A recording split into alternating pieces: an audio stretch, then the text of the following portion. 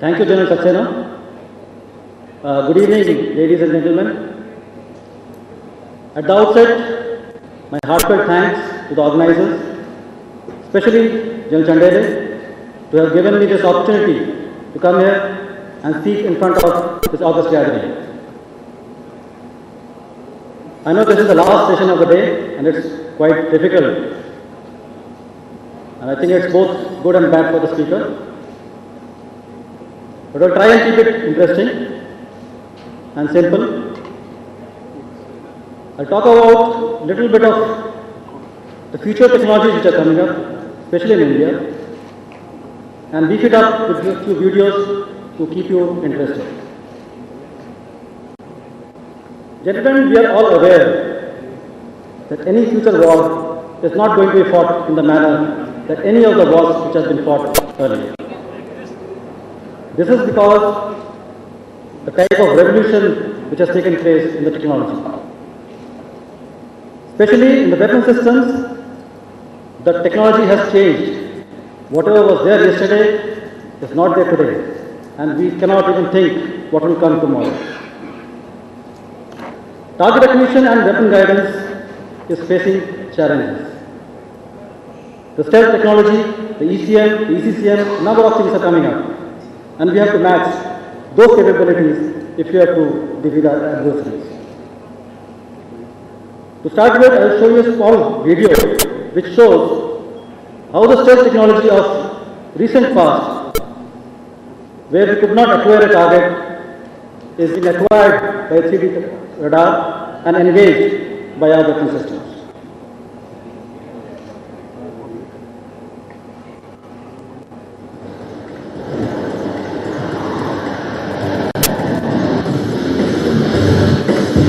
Are very important in target acquisition and weapon guidance. Firstly, we have to have an effective sensor. Secondly, the signal processing and the computing has to be up to date. And thirdly, we have the communication media to pass on the real-time data. With that as the background, the technology has evolved over a period of time. Earlier, we used to target area targets, area weapons. The battery of artillery, as an example. But today, the focus is on specific command and control centers, specific nerve centers, for which we require precision-guided munition. And that is where the importance of acquisition and weapon guidance increases. We are changing from the high payoff targets, which used to help the local commanders at one point in time, to high value targets, which will enable us to get to our mission. We hit at the nerve centers of the adversaries, so the complete war-waging capability of the enemy is destroyed. And this is not a phenomena which we are learning now. Even during the mythological days, we've all heard about Brahmastra. It was the ultimate weapon, pinpoint weapon, precision weapon, which used to hit the target so that the mission was accomplished and the war is to end with that utilization of that Brahmastra. So that is the technology we are talking about now.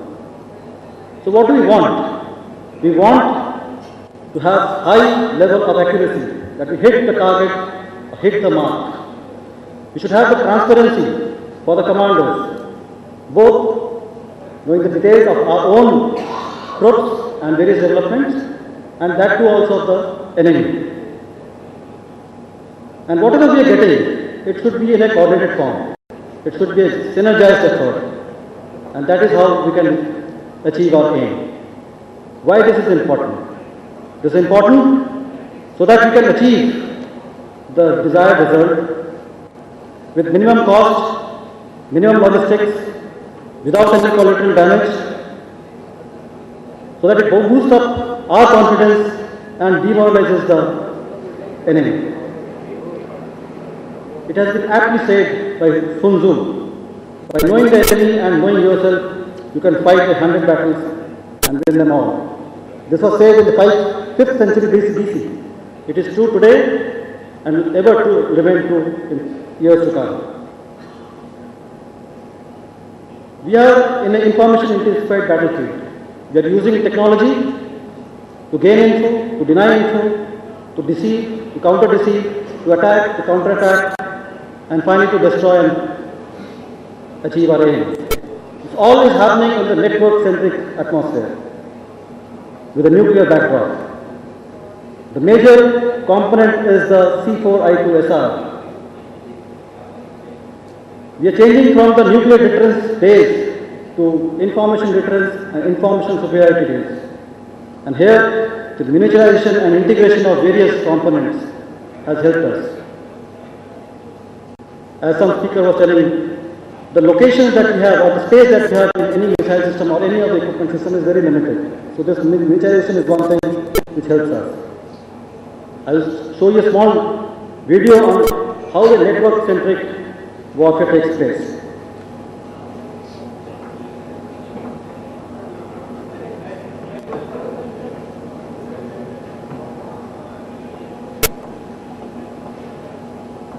If you see, onto the left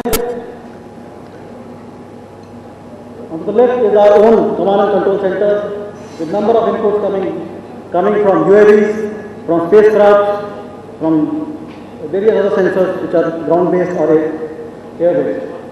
Onto the right are the various enemy attacks which are taking place. Just have a look at the video and how the command and control center is getting the input from the various sensors and thereafter engaging the various targets.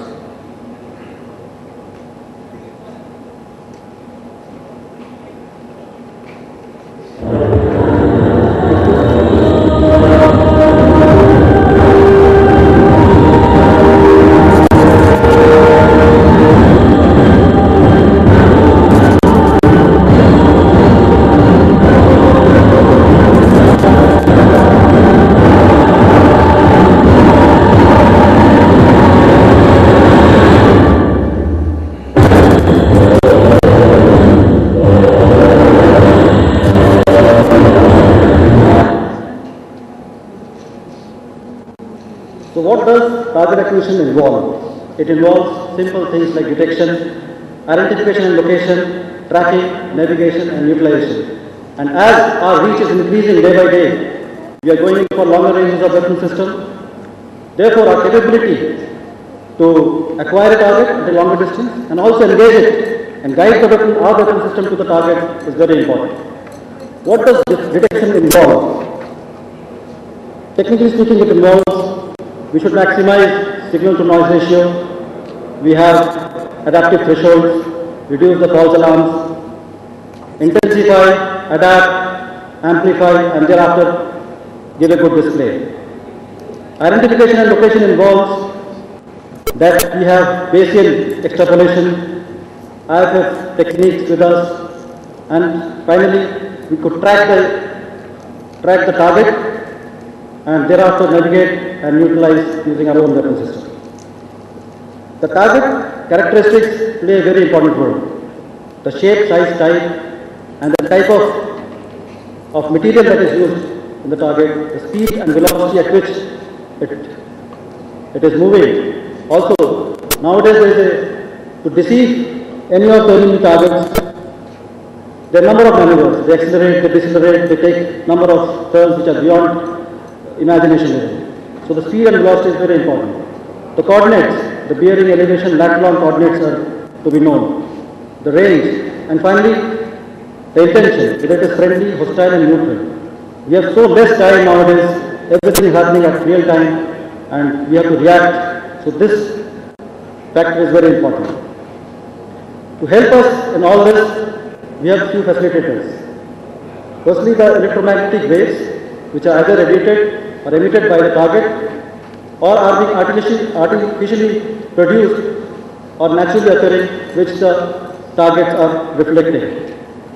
Thereafter, the seismic, acoustic and ultrasonic waves, which are the mechanical waves. Also the target effects we can get from the magnetic and pressure effects, the smoke and dust that it is generating, and at some times the smells. So what does the target acquisition depend on? It also depends on the target types. Whether we are operating in an urban scenario, semi-urban scenario, built-up area, deserts, aerial, space, I'll just show you a video, a Google image, where few of the sites in North Korea has been picked up. Every target involves different type of sensors. These are the enemy bunkers, fighter jets.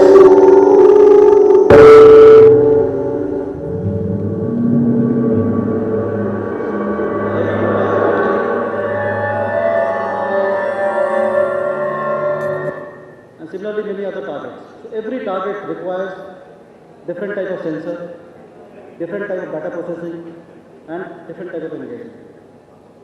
Also, the acquisition platforms make a lot of, it has got an important role to play. Whether we have a space-based platform, air-based platform, ground platform, it all makes a difference.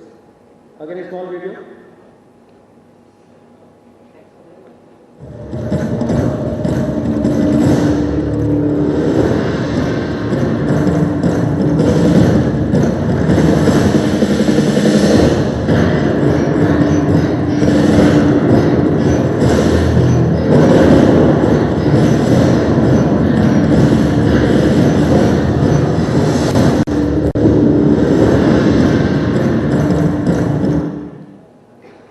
So if you have the right sensor for the right target, the hit capability increases.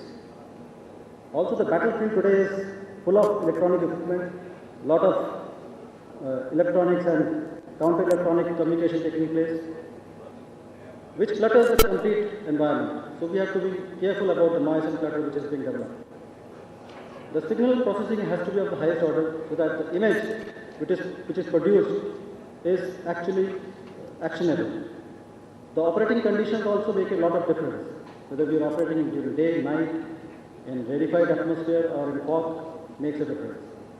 Range and resolution requires no amplification.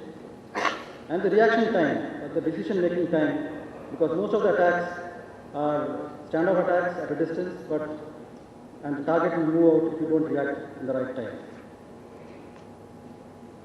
What we expect in the 21st century battlefield is that a number of or multiple sensor network, data fusion of all the inputs that are coming, and the superior processing of signal. Here in this video that I am going to show you, will show you a number of inputs coming up from various sensors and how the same is processed. Magnetic or optic ground sensor, comprising of a network of concealed, unattended ground sensors. Miniature movement detection radar. High-resolution radar for detection and movement alert. IR muzzle flash detector. IR sensor for detection of enemy muzzle flash. Micropop optical sensor. Close range day or night remote control observation system. Urban area movement detectors. Movement detector for trespassing alert. Mission management terminal. Commander's mission planning and in-field operation. Communication with Commander's terminal. All the sensors are integrated to a modular mesh communication network, supporting a variety of additional autonomous sensors. All these sensors are not working on a standalone mode. They have to be networked. And also the battlefield has to be transparent. We require feature extraction and live scenario generators, which is possible nowadays. Again, which will be exhibited through this video. Cheers. So I want to show you a clip with algorithms developed by Frank Shen and Professor Nathan Michael that shows this robot entering a building for the very first time and creating this map on the fly. So the robot then figures out what the features are, builds the map, it figures out where it is with respect to the features, and then estimates this position 100 times a second, allowing us to use the control algorithms that I described to you earlier. So this robot is actually being commanded remotely by Frank, but the robot can also figure out where to go.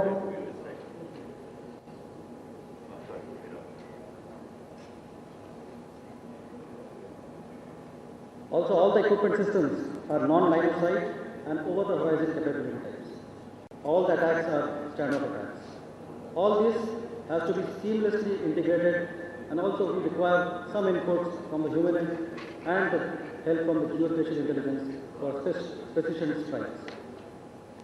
The inputs that we get from the geospatial intelligence is the data regarding the target with the backdrop of the terrain, and it helps us in extrapolating the final destination of the target.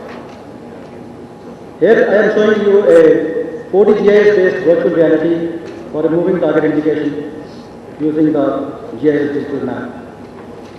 On the left corner, we have the LTI sensor mounted on a UAV. The rightmost corner is the GIS digital map.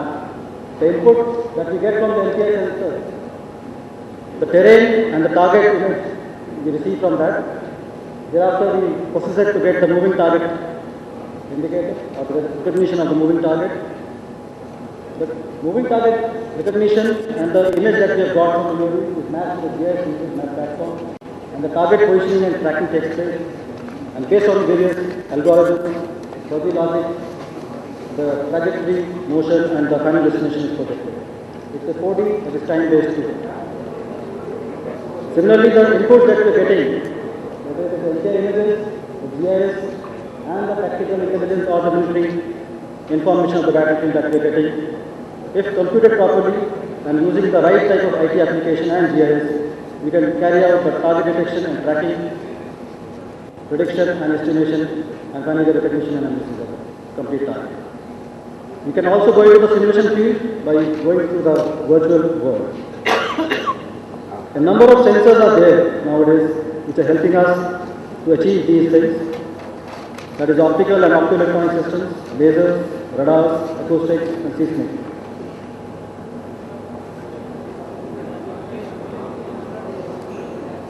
Here are flashed some of the current technologies and some of the future technologies. These technologies are basically taken from a paper which is written by DRDO scientists and which is actually happening in India today. The 3D displays are a reality nowadays. The WDM-based photonic networks help us in achieving higher speeds. Similarly, high-speed level processing and optical packaging takes place.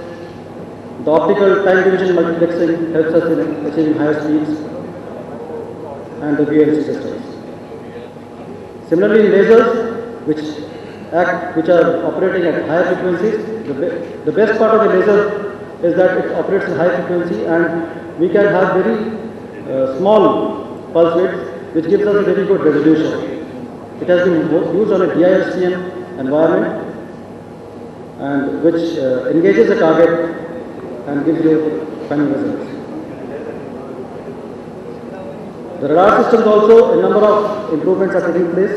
The next generation TR modules, which can handle higher pass, direct digitization of microwaves, you don't require to go through the higher channels, and MMIC for higher pass, circular SAR imaging radar in real time to give you a 360-degree image and also very high resolution, and multifunction radars, which are software-based and carry out a number of functions.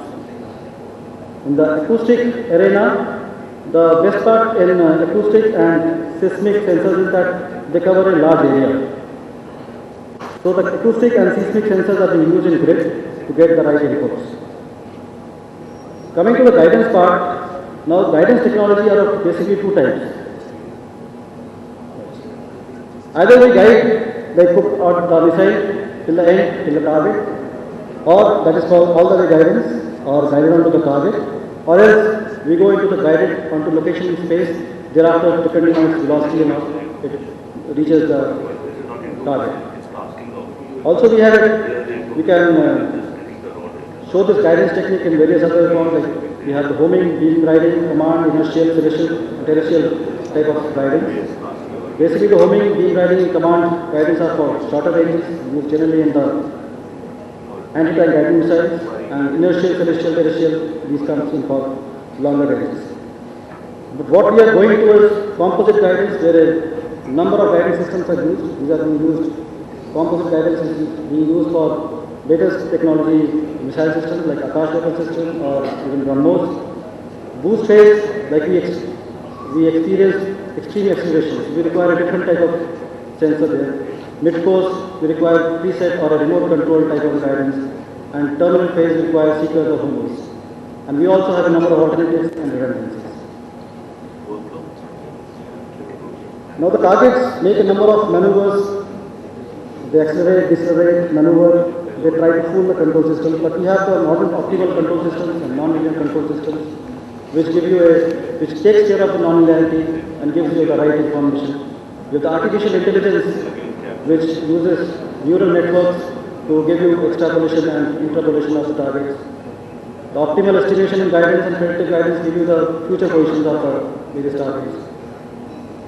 And also, you go into algorithms like differential game theory or fuzzy logic to get the right answers. Composite guidance and the geospatial guidance, a lot of help is coming from the geospatial side in these guidance systems.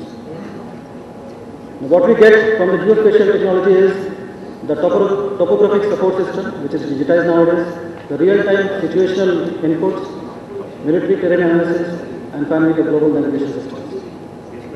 This I picked up from one of the internet sites that the bandwidth requirement is huge and we have to work on this side of the complete subject. If you see the sensing UAVs and other ground sensors, they take about 91% of the bandwidth, and that is a huge requirement. Also, when we are working, we finally work in Army or in defense forces to reduce the OODA loop, that is observation, orientation, decision and action. This is where we have to emphasize. And for that, the basic requirement of, as I told in the initial, in the beginning sentence, that we require good sensors, good computing knowledge, and finally good communication skills to send it in real time. Thank you so much.